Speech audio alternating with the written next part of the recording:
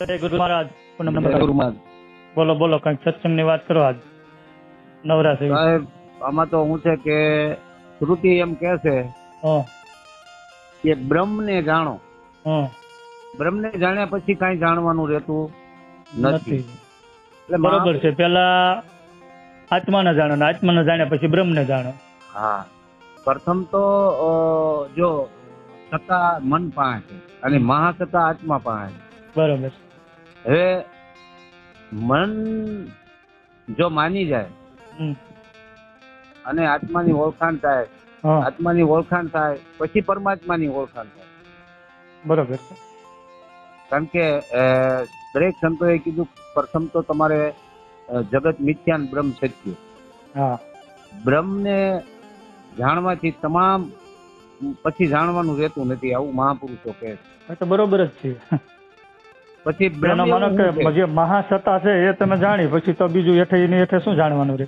હા, તો બ્રહ્મ એવું શું છે?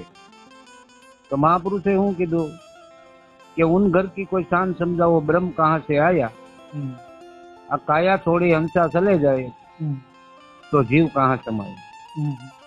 તો બીજી એ ચરણમાં એવું સંતોએ વાત કરી છે કે ભાઈ બ્રહ્મા નહોતા, વિષ્ણુ નહોતા, મૂળે નહોતી માયા, અલગ પુરુષ ને જીભ્યા નહોતી, તો અવાજ કહાં से आया. ઉપલો પ્રશ્ન ઈનો ઈ છે, નીચલો પ્રશ્ન ઈનો ઈ છે. તો કે ભાઈ મૂળ શબ્દ નાભીથી ઉઠે, શબ્દને બ્રહ્મ કીધો. બરાબર. શબ્દને બ્રહ્મ કહેવામાં આવ્યો છે. મૂળ શબ્દ નાભીથી ઉઠે, ત્રિવેણી રહીને બોલે, શૂન્ય મંડળમાં શબ્દ કા વાસા, કોઈ ખોળતલ સાધુ ખોળે. બરાબર. તો અવાજ જે છે જેને નાદ કહેવામાં આવે, અને નાદ છે એ શબ્દ છે. બરાબર. તો વિશ્વની અંદર નાદ શબ્દનો ગુંજારો થઈ રહ્યો છે, ગુંજી રહ્યો છે. બરોબર. ગુંજી રહ્યો છે, જેને સાહેબ કબીરે ધુનાત્મક શબ્દ કીધો છે. એટલે શબ્દનું જ્યાં સુધી પારખ નહીં બનો ત્યાં સુધી આપણને હકીકત, શબ્દ આપણને એક દિશા બતાવે, એક સાર બતાવે. સારની જ્યાં સુધી ન ખબર પડે ત્યાં સુધી આપણને ભ્રમ ઉભો રહે, સમજાય નહીં જેમ છે તેમ. બરોબર. પડદો રહે ત્યાં સુધી તો સત્ય સમજાય ને. હા, એટલે મહાપુરુષો કીધું પેલા કોઈ મળે બ્રહ્મના જ્ઞાની, કોઈ મળે સત ઉપદેશી, મારો સદગુરુ સાહેબ તો એક છે. તો બ્રહ્મને જ્યાં સુધી ન ઓળખાય ત્યાં સુધી ભ્રમ જતો નથી. એટલે જાણ્યા પછી જીવપણું જતું રહે છે. જ્યાં સુધી નથી જાણ્યું ત્યાં સુધી આપણને જીવની દિશા ભોગવવી છીએ આપણે. બરાબર. ત્યાં સુધી જીવ ભાવ જાતો નથી. હા, એટલે દરેક માણસોએ, દરેક સંતોએ આપણને એક માનો ને આ જે સંદેશા છે એક સાવધાની છે વાણી દ્વારા. જ્યાં સુધી આપણને ભીતરમાં ન જાય ત્યાં સુધી આપણને આ વાત સમજાય એવી નથી. નક્કીપણું થવું પડે. બરાબર. મેન વસ્તુ નક્કીપણાની છે. હેમન નક્કી કરી લે વિશ્વાસા, તારી પૂર્ણ સાથે સભાષા, સદગુરુ હે સાચા, હે સાચા, હે સાચા. પછી તીરથ વરત કાંઈ પણ કરવાનું રહેતું નથી. માત્ર ને માત્ર જે જીવણ સાહેબે કીધું, જીવણ સાહેબ ને ભીમ સાહેબે સમજાવ્યું હતું કે 5 તત્વ, 3 ગુણ, પછી જ લેજે વિચારી અને મંથન કરજે એના મૂળ. બરાબર. એ શા માટે કીધું? જીવનનું મન માનતું નથી. જીવણ સાહેબનું મન માનતું નથી. બીજી વ્યાખ્યા એમણે એ કરી કે ગંગા, જમના ને સરસ્વતી અને ત્રિવેણી ને ઘાટે એ જીવન વળગી રીજે એના વાટે. હવે ત્રિવેણી નો ઘાટ આપણે ગોતવો પડે પેલા તો, પ્રથમ તો. હવે પછી સાધના વિશે પણ જીવન બાપા ને ભીમ સાહેબે વાત કરી કે નુરત સુરત ની સાધના કોઈ પ્રેમી જન પામે, અંધારું મટે એના અંતરનું નુરીજન નજરોમાં આવે. પછી આ બધી વાત કર્યા પછી જીવણ સાહેબ જે વાત સમજાણી ને ત્યારે ઈ પછી એમ બોલ્યા કે નહીં જીવણ સાહેબ કીધું કે ભાઈ જા જંપા સો ઘર નહીં, ચંદ્ર સૂરજ વહાં પહોંચે તો નહીં, તો કે તો જાવું ત્યાં પહોંચવાનું પ્રમાણ હું, તો કે સુષ્મ ટેકથી વો ઘર જવાય. પછી એ સાધના અહીંયા સમી ગઈ, બરાબર, સમરણ સમી ગયું. પછી આ મહાપુરુષોએ જે વાત કરી જ્યાં ઉભા રાખવા ઉભા રહેવા માટેની, એ જગ્યાએ એને અહીંયા રહીને એ ભૂમિકા ઉપર રહીને વાત કરી છે ભગવાન. બરાબર. ત્યાં સુધી તો માનો ને, અને સત્સંગ છે ને એ એક એવી સાધના છે, એ લક્ષ્ય જ્યાં સુધી સાંગો પાંગ હોવો જોઈએ. અંતમાં ગતિ સો મતી, બરાબર, સુરતા ત્યાં મુકામ, આવું મહાપુરુષો કહે છે.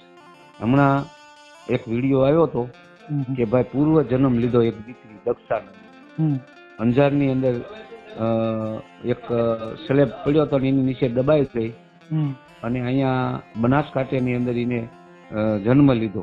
હા, એ કઈક આપ્યું છે 3-3.5 વર્ષની છોકરીનું, એ જોયું મેં. આ તો અકલ ગતિ છે, આ તો કોઈના કરવામાં આવે એવી નથી, પણ જેમ છે તેમ સમજી લેવા જેવું છે, જાણી લેવા જેવું છે બાપા. પણ આમાં એવું કઈ ખરું કે મને જન્મ વખતે મને નાળ વજરે, નાળ કાપે, એ એના ધબકારા શરૂ હોય ને કાપી નાખે તો કઈક વિકૃતિ આવે છે કે એવું કઈક છે? એમાં એમ છે બાપા, 6 મહિને વાળ બને, 6ઠા મહિને. એ તો બરોબર, પણ જન્મ વખતે નાળ વજરે ત્યારની વાત.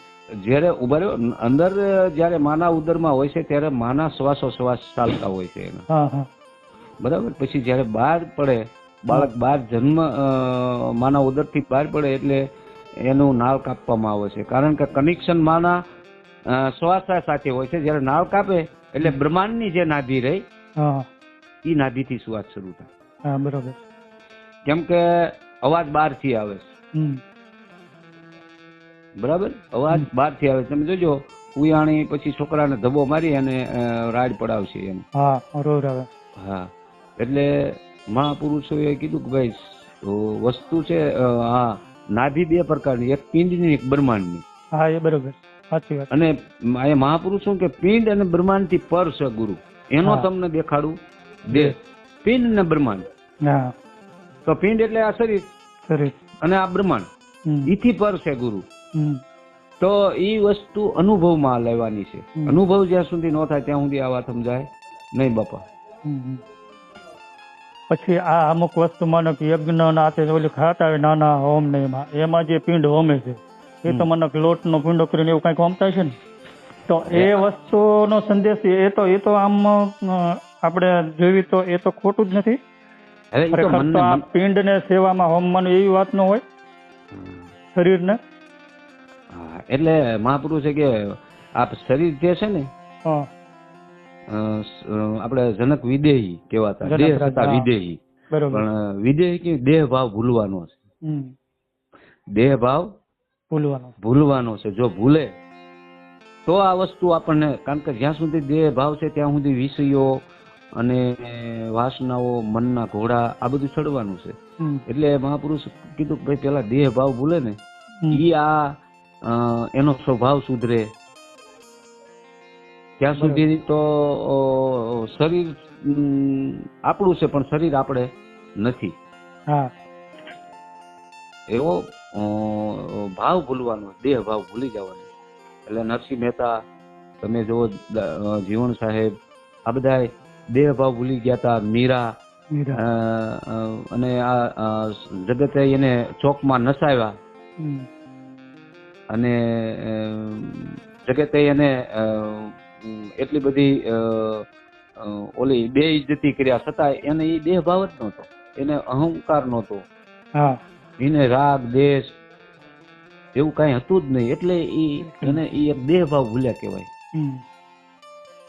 આવું છે બાપા, સાચી વાત છે. પછી આપણે એક માવો ખાતા માવો નથી ભૂલી શકતા, એમાં હવે વિદેહની વાતો ક્યાં કરવી. હા, એટલે ટૂંકમાં આ બધું છે ને બાપા, મન જ્યાં સુધી સત્તા છે મનની, ત્યાં સુધી આ બધું થવાનું છે. આ બધું મન કરે છે ને, જો મનની સત્તા જૂટવાઈ જાય અને મહાસત્તા આત્મા પાસે છે. એટલે આત્મભાવ જે જીવન જીવે છે. ખાવું તો કેટલું ખાવું, શરીર તો છે જ. પછી એમાં બધા વિવેક આવી જવો જોઈએ. બરોબર છે. વાણીમાં, બધામાં વિવેક તો વિવેક પહેલી વસ્તુ છે. અને વિવેક હોય તો જ જ્ઞાન છે એવું સમજવાનું. વિવેક વગરનો કોઈ વ્યક્તિ જ્ઞાની ન ગણાય. પછી માન, અપમાન, અભિમાન, અહંકાર, આ બધા તમામ વિષયો યાદ આવે જયારે દેહ ભાવ ભૂલાય છે. અને આત્મભાવ જે આવી જાય એટલે ઈ સર્વ દ્રષ્ટિ સંભાવ થઈ જાય. દરેક જગ્યાએ એને એકના એક દર્શન થાય. પરમાત્માના જ દર્શન થાય. બરાબર. અને આમ જોઈ તો પરમાત્મા આમ અનામી છે, પણ બધા નામ એના જ છે ને. હા, એમાં જગતમાં જે કાંઈ છે એ બધા નામ એના જ છે. એટલે બહુ નામી કહેવાય ને આમ જોઈ તો. તે અનામી. હા, અનામી છતાં બહુ નામી ગણાય ને. બહુ નામી કહેવાય. એટલે જો આમ મારા મત પ્રમાણે આત્મા અનેક છે, પરમાત્મા એક છે. હા, એ તો બરોબર જ છે ને. પરમાત્મા પરમ પિતા તો એક જ છે. આત્મા તો અનેક છે. અનેક છે. બરાબર, તમારામાં મારામાં એ બરોબર છે. સાચી જ વાત છે. પણ પરમાત્મા એક છે. હવે પરમાત્મા એક છે તો પરમાત્મા કોને કહેવાય? આત્મામાંથી મહાત્મા થઈ શકાય. જેમ ગાંધીજી એક આત્મા સ્વરૂપ હતું, પણ એ મહાત્મા બની ગયા. અને આ બધા સંતો મહાત્મા બની ગયા.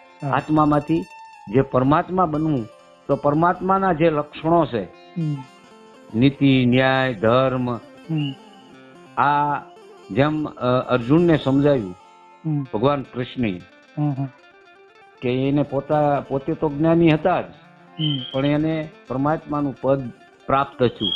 કારણ કે રેણી કેણી એની એ રીતની હતી. તો મનુષ્યમાંથી નરમાંથી નારાયણ બને તો માણસને બનતા કેટલી વાર? પશુ કી પનિયા બને, નર કા કુછ હોય. નર કરેગા કમાય તો નરમાંથી નારાયણ હોય. એટલે આ પદ પામવા માટે તો બહુ ગુમાવવું પડે. નથી મફતમાં મળતા, એના મૂળ ચૂકવવા પડતા. આ સંતના સંતપણા નથી મફતમાં મળતા. એટલે કાંઈક પામવા માટે કાંઈક છોડવું પડે. ઘણું બધું છોડવું પડે. હા, તો આ તો માથા વગરના થઈ અને આ જગતની શોકમાં તમે હાલ્યા જાવ. જો કોક કાંઈક કેમ કાંઈક તમને લાગી જાય તો એમ નથી. કારણ કે મીરાએ જે ઝેર પીધા હતા, મીરાએ કીધું મેં તો જાણી જાણીને ઝેર પીધા. એટલે આ જગત ના શબ્દો એવા છે કે ઈ પી જવાના, અને પી ગયા ઈ જ પીર થયા બાપા. ઈ જ પામી ગયા.